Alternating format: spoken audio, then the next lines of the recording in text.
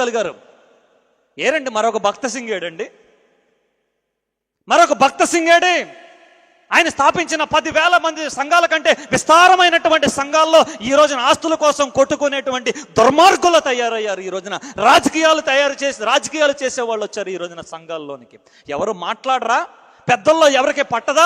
ఆ దైవజనుడు తన జీవిత కాలాన్ని వివాహం చేసుకోకుండా శరీరంలో కోరికలను చంపుకుని, తన ఆశలను చంపుకుని, కుటుంబంలో వెలివేస్తే ఆ కుటుంబాలను విడిచిపెట్టేసి తన యొక్క జీవితాన్ని ప్రభు సేవ కొరకు సమర్పించుకుని దేవుడు నడిపించినటువంటి ప్రాంతాలకు వచ్చి తన జీవితం అంతా కూడా మోకాళ్ళ మీద గడిపి దేవుని సన్నిధిలో కన్నీరును కార్చి ఆయన వేల సంఘాలని కడితే ఈ రోజున వేల సంఘాలని అమ్ముకోవడానికి, రాజకీయాలు చేయడానికి ఈ రోజున సేవ వచ్చిందా? నీకు అడిగేవాళ్ళు లేడా?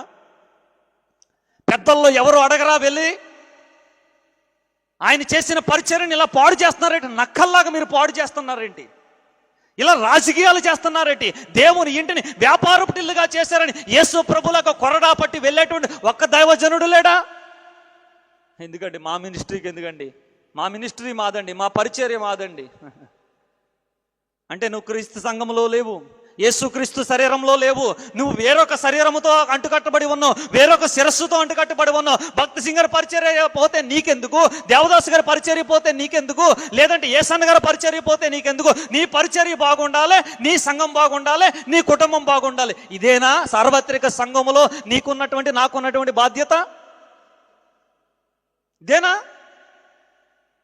సంఘము నడుము కట్టుకోకుండా సంఘము యొక్క ఉద్యోగము కొరకు, సంఘము యొక్క మహిమ కొరకు అందరము ఒక్కటిగా పనిచేయనంత వరకు కూడా క్రీస్తు యొక్క శరీరంలో నీ పాత్ర ఏంటో నీకు అర్థమవునంత కాలము కూడా ఈ రోజున సంఘం అంతా కూడా ఇలాగే నక్కలు పాడు చేయుచున్నటువంటి ద్రాక్ష తోట వలె ఉంటుంది.